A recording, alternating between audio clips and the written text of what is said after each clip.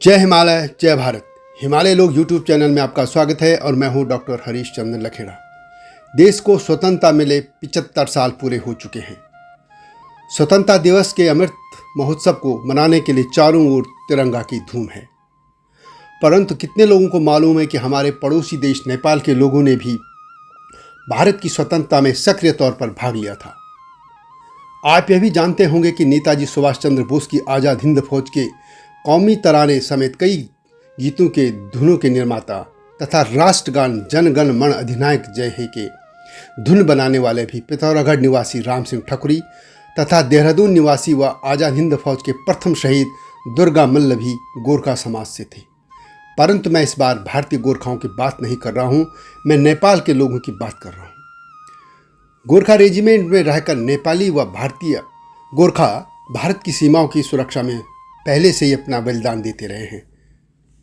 परंतु आज आपको यह याद दिलाने जा रहा हूं कि भारत की स्वतंत्रता संग्राम में भी नेपाल के बड़ी संख्या में लोगों ने अहम भूमिका निभाई थी। जब तक मैं यह जानकारी आगे दूं, आपसे आग्रह है कि इस चैनल को लाइक और सब्सक्राइब करके हमारे मिशन का हिस्सा बनिए। हिमालय लोग यूट्यूब चैनल हिमालय क्षेत्र के इतिहास, लोक भाषा, संस्कृति, धरोहर व सरोकार आदि को देश दुनिया के सामने रखने के लिए एक मिशन के तौर पर काम कर रहा है। भारतीय राष्ट्रीय कांग्रेस और नेपाली कांग्रेस के संबंध आप सभी जानते हैं। नेपाली कांग्रेस ने भारतीय राष्ट्रीय कांग्रेस के साथ कंधा से कंधा मिलाकर भारत की स्वतंत्रता में बड़ा हिस्सा लिया था। इसके प्रमुख नेता थे विश्वेश्वर प्रसाद कोइराला। प्रसिद्ध अभिनेत्री मनीषा कोइराला उनकी ही पोती हैं। उस समय के नेपाल के अधिकतर नेता भारत में ही पढ़े लिखे थे। नेपाली कांग्रेस का गठन 1950 में नेपाली राष्ट्रीय कांग्रेस और नेपाल डेमोक्रेटिक कांग्रेस के विलय से हुआ था। विश्वेश्वर प्रसाद कोइराला ने 1947 में नेपाल के राणा शासन के खिलाफ नेपाली लोगों को एकजुट होकर संघर्ष करने की अपील की थी और यह जो संगठन बना था उसका मुख्य ध्येय यही था। उसी वर्ष कुछ नेपाली बनारस में भी एकत्र हुए और अखिल भारतीय नेपाली राष्ट्रीय कांग्रेस का उन्होंने गठन किया था। इस संगठन के संयोजक विश्वेश्वर प्रसाद कोइराला थे, जबकि अध्यक्ष देवी प्रसाद सपोटा, उपाध्यक्ष बालचंद्र शर्मा, महासचिव कृष्ण प्रसाद भट्टराई तथा प्रसार मंत्री गोपाल प्रसाद भट्टराई थे। इसकी कार्यकारिणी समिति में बटुक प्रसाद भट्टराई, नारायण प्रसाद भट्टराई और नरेंद्र रेग्मी शामिल थे।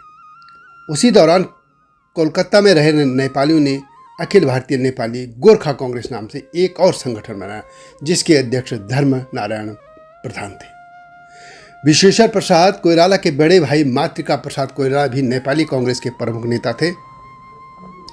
ब्रिटिश राज ने विश्वेश्वर प्रसाद कोइराला और उनके भाई मातृका प्रसाद कोइराला पर 1930 में क्रांतिकारियों के साथ संपर्क रखने का आरोप लगाया था और उन्हें गिरफ्तार कर लिया था और 3 महीने बाद वे मुक्त हो पाए थे। विश्वेश्वर प्रसाद कोइराला ने बड़े पैमाने पर बनारस, कलकत्ता, दार्जिलिंग, असम, देहरादून आदि स्थानों की यात्रा की और वहां रह रहे नेपालियों के साथ संपर्क स्थापित किया। इसी दौरान उनकी मुलाकात गणेश मान सिंह से हुई।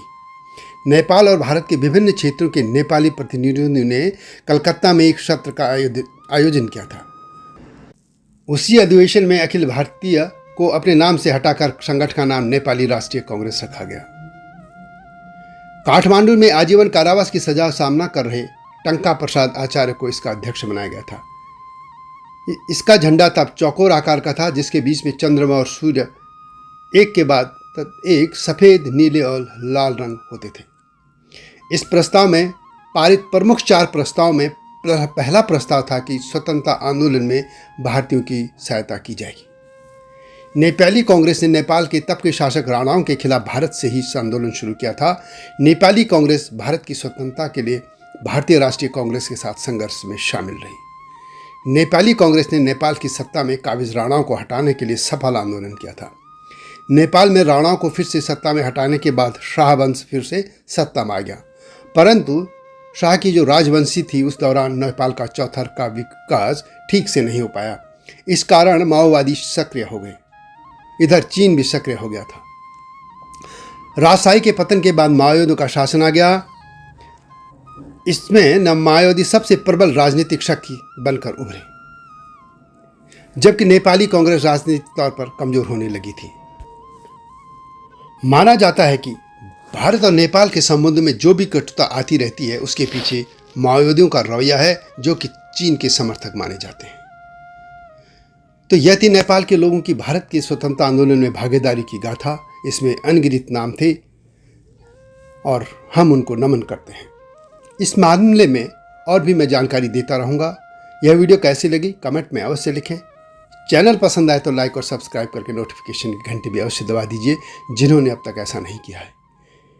हिमालय लोग चैनल और हिमालय लोग वेबसाइट हिमालय क्षेत्र के इतिहास, लोक भाषा, संस्कृति, कला, संगीत, धरोहर आदि को देश दुनिया के सामने रखने के लिए लाए गए हैं। अगली वीडियो की प्रतीक्षा कीजिए। तब तक जय हिमालय, जय भारत।